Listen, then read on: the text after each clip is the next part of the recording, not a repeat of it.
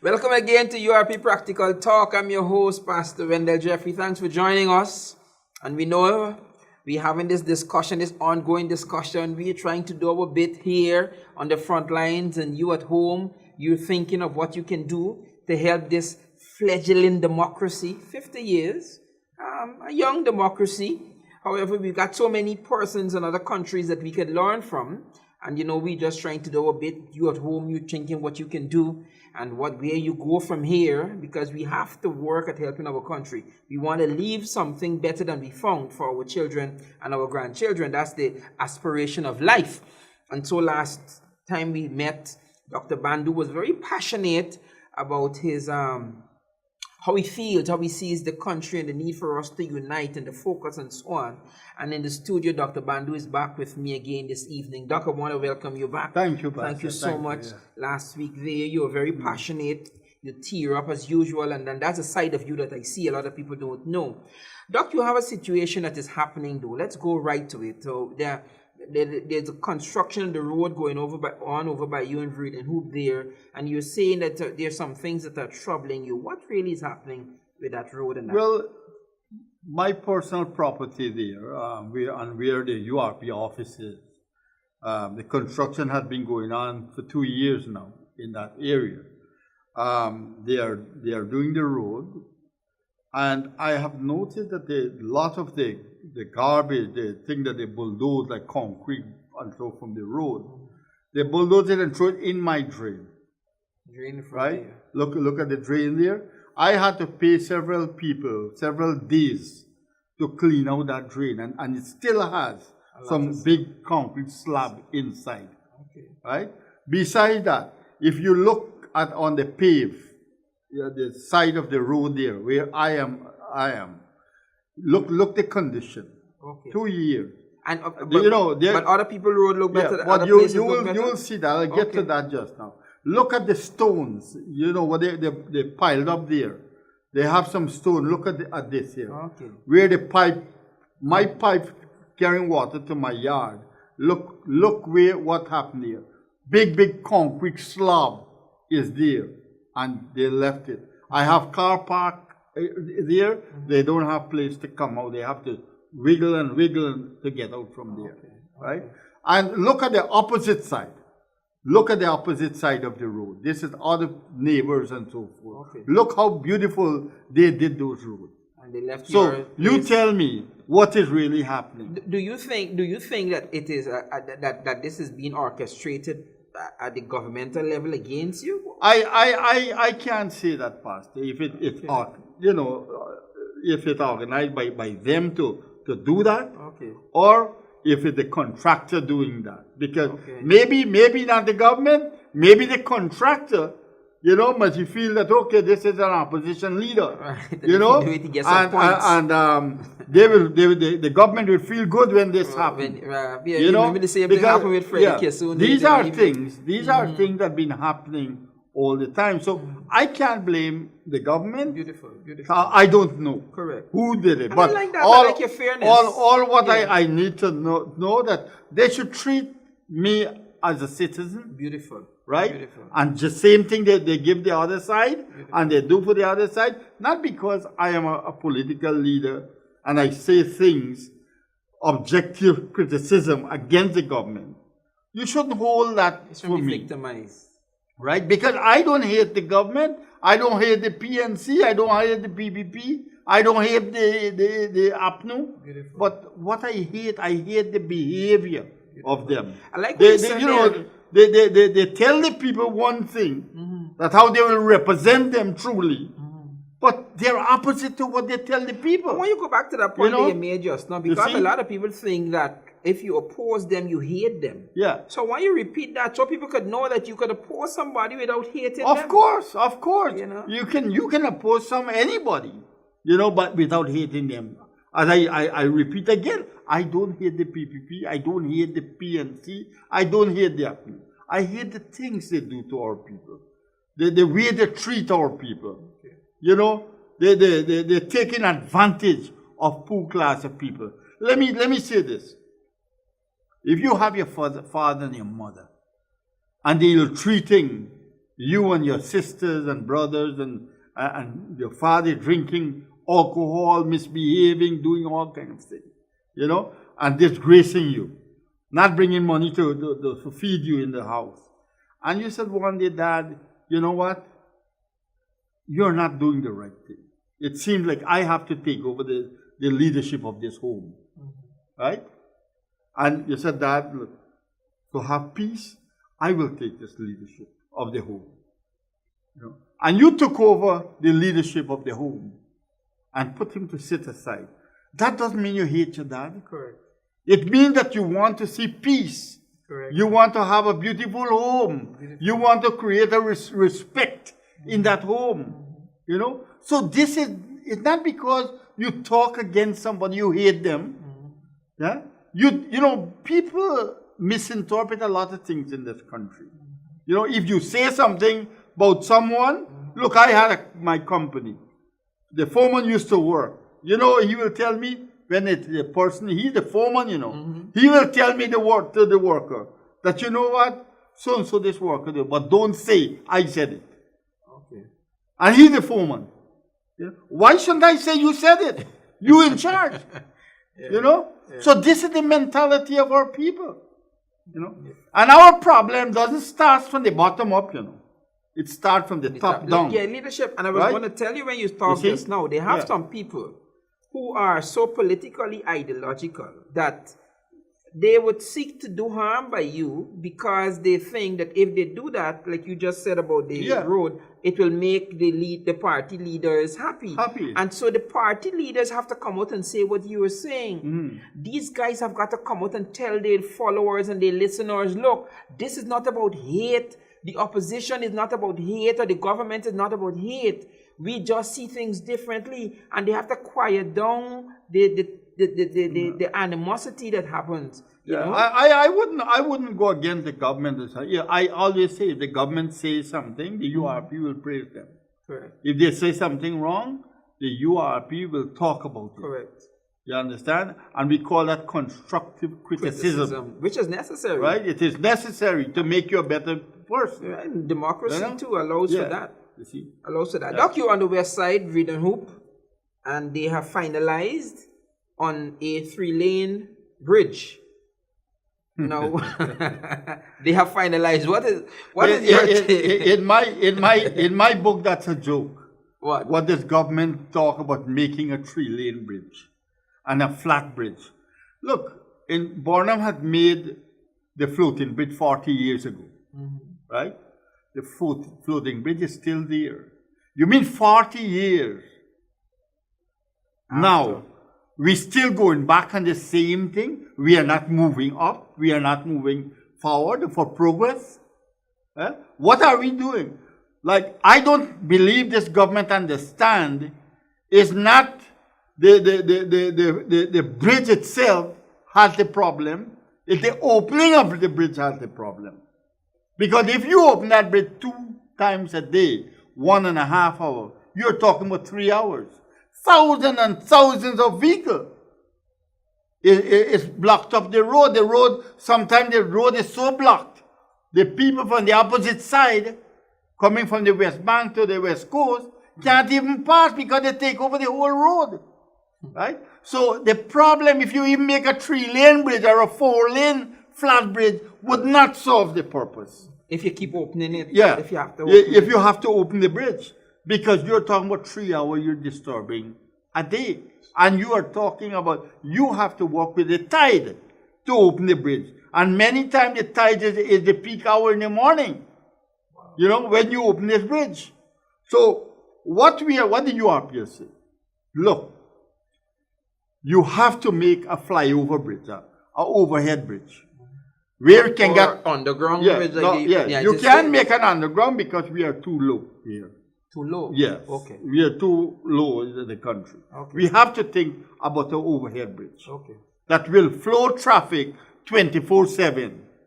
And it will also flow the ship traffic 24/7. Okay. Because both ways you will gain. Because you stop the traffic, because when the traffic piled up there and you open that bridge, it's a crazy house. You know, on the East Bank side, you have 3 lanes. You have to stop. Only 1 lane can go to the opposite side. But go in Georgetown, 3 lanes. Come in the afternoon, 3 lanes going on. But if you have a constant flow, you would not have that problem of having all this traffic piled up there, right? So what we URP saying? We don't have money to make a flat bridge. We have to borrow.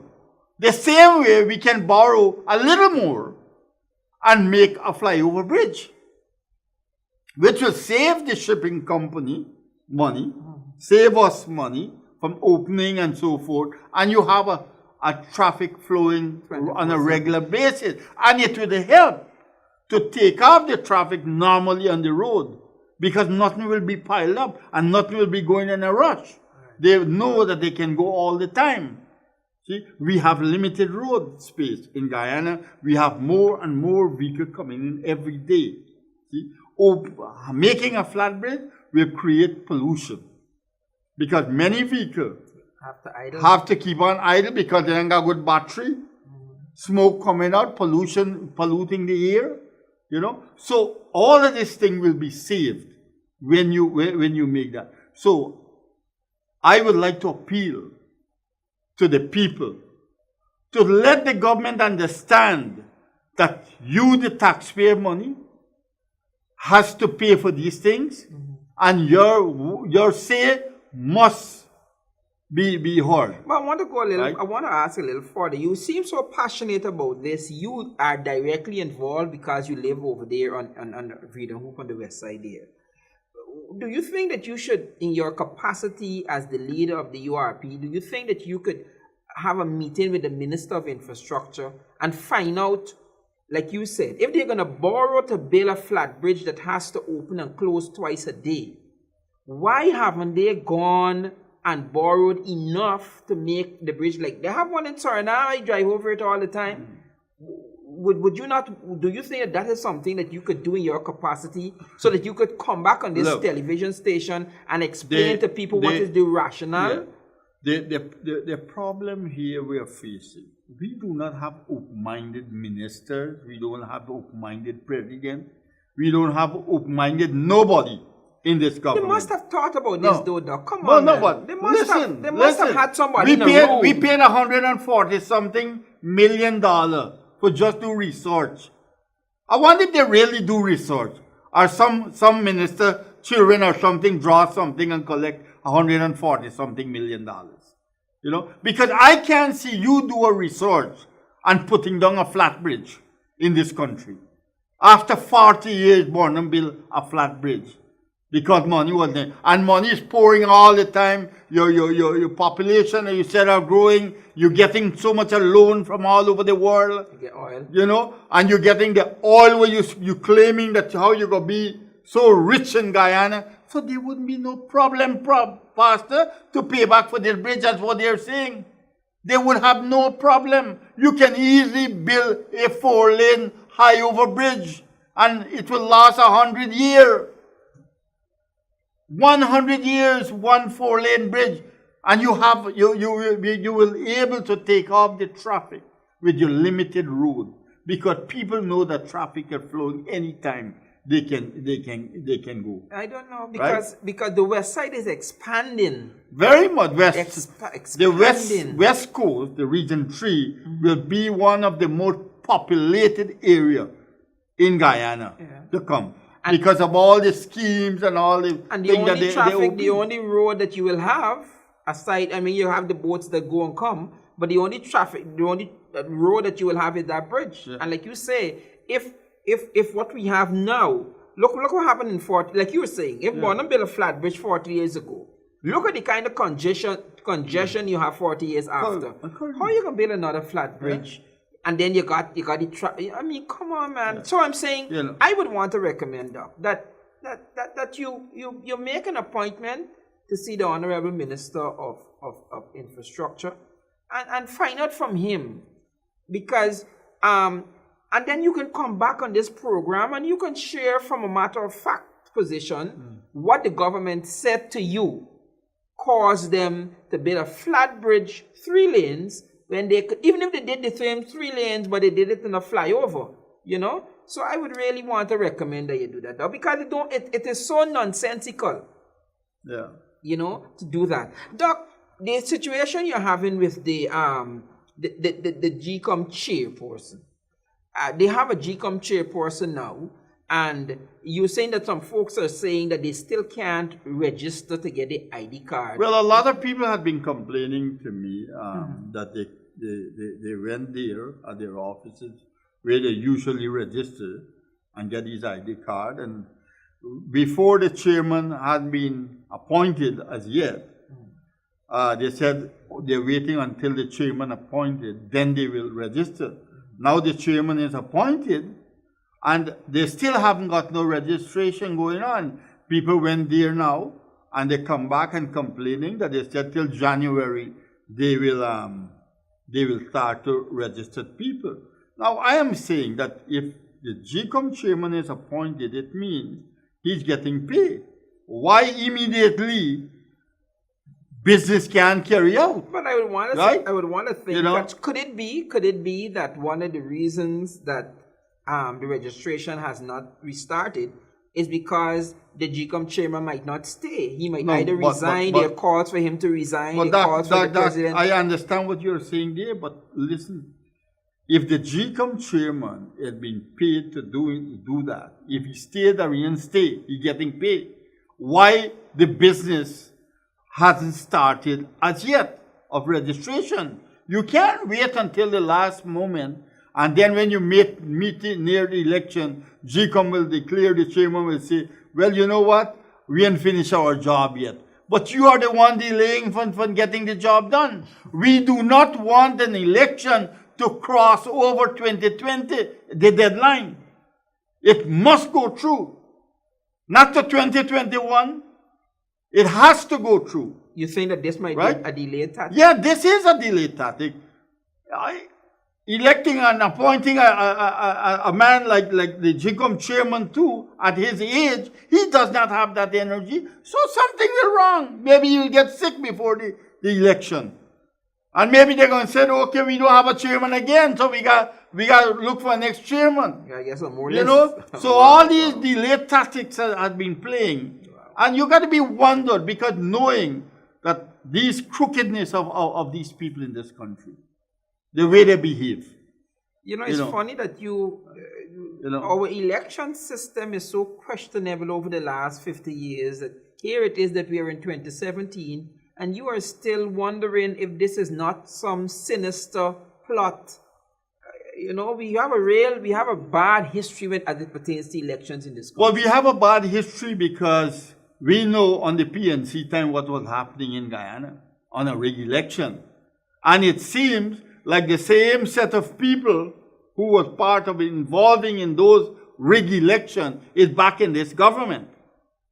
And it seems like that's the way it's going, because all over you go Georgia the other day, the president had a meeting with the people. He didn't know that he was taped, you know, when he said that Hoy did not carry through Burnham legacy, but he has to carry through. And they know what to do to win an election. Well, the only way you know what to do, but you know to rig election. You know, you think you could rig elections in today's with no, cell phones? But here they feel that they can do that. They probably know what they're talking about and what they'll do, you know, to the election. Why is it that they are, this government, this president, are only taking army personnel and retiree and put them into positions all the time? And let me tell you this. Let him take warning. It is Venezuela. It's the army bring down Venezuela. It is the army that brought Venezuela down. And he going to the same pattern. Right? And take warning. I'm telling you this. That we are in big trouble what the president is doing here. We are in real trouble in Guyana. I am appealing people to open their eyes, but open your eyes and look. This is our motherland. Let us work towards it. Let us look at all of us as one family. Yeah? We born here. We walk the street together. We cross the boat together. We go to the same shop and buy together. Why we can't live together? Why we can't have an open heart and live before you talk about coolie man and black man, who are rule and who not rule? Wow. You know, why do we have to live that way? What kind of you would like to see them move away from the ballots and to electronic voting or? Definitely. The last government had a chance to go electronic voting, because when the Canadian, they went and see the Canadian under Dr. Suraj Bali, the electronic voting in Canada, I was made to understand they were getting it free, and they brought it to the university here to try it out. And they test, and it was genuine, you know. And still, they didn't accept it, because they all want to know what they do. I don't know if the PPP is rigged too. You know, you're not afraid that the electronic voting can be programmed. Listen, you don't have to depend on one person to check it out and program it. Okay. You have many people. You don't give one person to do things. You bring the different people to check it out, and everybody can go wrong. You know. So we have to go that way. So you would rather the electronic format? Definitely. Because I don't want to see ballot box floating in trench and river and throw away and born in parks and things like that. I want to see fairness in Guyana. We must be fairness. Look, if you start something shaky, it will continue going shaky. It's like a foundation. Okay. If you put a building down and you don't build a proper foundation, the building would not stand up. You really, on a scale of 1 to 10, are you really concerned that the elections can be rigged again in Guyana? You really think so? Well, the president is sending a message all over. They know what to do to come back in government. They go in Georgia sending, that's a message I'm getting from actually every day. I'm getting call from London. And the embassy, the ambassador and all of them are telling you that they will have to go back in government no matter what. They are going back in government. You know, every day I'm getting calls, and I fed up getting calls from London and get up-to-date news. What's happening, what they are saying. You know, I fed up. You see, we have to move away from this. Look, when the PNC go in anywhere, they go England, they have no, they're going to keep meeting in the black community. When the PPP go, they go keep meeting in the Indian community. The same thing they do in the States. The same thing they do in Canada. Right? So what you're telling me, aren't you racist when you do that? If you go and talk, you are in the government, and you are not going and talk to the Indian people. You're going and talk to the black people. Right? And try to give them satisfaction. Now, all these people, the Indian, the black, the Portuguese, the Amerindian, the mixed race, you know, all of them are Guyanese. Correct. Right? Correct. So if you are not a president for the people, then you are not the right president for Guyana. Right? If you're going to only stick with the people who you think supported you, then you are only for the people. And I always say this, that look, what you call true democracy, you must able to support or vote for who you believe in. Correct. Right? Without fear or anything. Yeah. Right? Because whoever go in government, it's the people's right to vote for who they want. But your right is to treat them equally. And that's where you swear to without fear or favor. Right. Your job at government is to treat who vote for you or who won't vote for you in an equal manner. Correct. Because of if those people who hasn't voted for you and you treat them well, you'll turn their mind to you. But I realize that not what happens, you know, we don't have that kind of politics in Guyana. Yeah. We have a politics of vindictiveness. Yeah. You know, I talk, little things I look at. Okay, you got the school buses. They're painting the colors of the coalition. Green, yeah.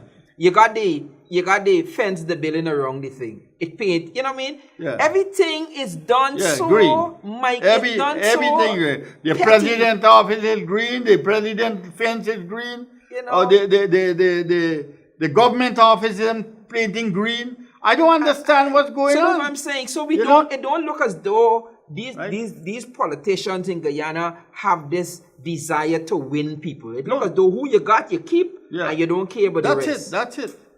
You know? That's it. Doc, we coming up hard to the top of the hour, but I want you're sharing some concern about the Gaisuku, the industries and the estates that are closing. I saw that Mr. Harmon is saying that they ain't gonna close it this year. They ain't gonna close it this year. He didn't say they're not gonna close them, but they're saying they're not gonna close them this year. What well, my thought, even in the last administration, I noticed that they are taking these sugar estate land, which already have infrastructure there, and they're making it into house lots, right? Now, Guyana is so big. Why can't we create land that we haven't cultivated yet for agricultural purpose? Why we don't go open new land at new area and start to widen the scope of Guyana? And leave agricultural land for agriculture. Leave agricultural land for agriculture. Now, millions and billions of dollars it takes to make all those drainage and irrigation and all these things, right? If you're closing even the estate, let us use the land for agricultural purpose. Don't push away from the agriculture, because agriculture is the main source in Guyana, right? So let us use the land, or give out people house to different land, what is not used, right, for agriculture, because then you don't have to go and spend. If you want to open a different area for agriculture, you don't got to spend billions of dollars again in drainage and irrigation and all these things. Yeah, that makes sense. So that is my concern, and the URP concern, right? That we should look at new land if we want to develop schemes and so. We have too much land in this country, too much abandoned land where we can develop schemes. Why taking the farming land which already have drainage and irrigation and make it into house lots? You could open up new schemes. Open up new schemes. Widen the country. Right. Create transportation. Yes. People will have transportation. They'll open supermarkets. That's right. And look, we got a highway. We got all over in the Demar River and all those places. So many lands, where we can open scheme. We can open so many different things. And that's how you open your country. Not like what they're doing here. Everybody hustling for the bright area. But how the bright area become bright? Did people move in? So you got to create more bright area, for people. Doc, we come to the top of the hour here. I'm going to let you give your last quote. Folks, you see what we're trying to do. How can we make Guyana better? Doc, look into the camera and make an appeal. I would like to appeal to each and everyone. Be serious. And as I quote of John F. Kennedy said, ask not what your country can do for you, but what can you do for your country? My brothers and my sisters, parents, this is our motherland. Let us protect it with all our might. Let us not look at race. If this government is playing race, you don't play race.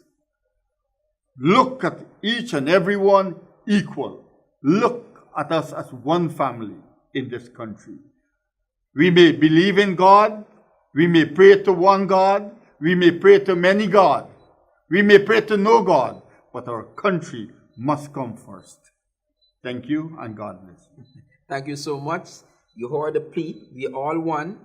One people, one nation with one destiny. Thank you for staying tuned. Remember that we record these things. You can go back on our YouTube channel, urpguyana.com. You can visit our Facebook page, www.urpguyana.com. You get more about us. Thanks for joining us. We are out of time. God bless you. See you same time on this channel next week.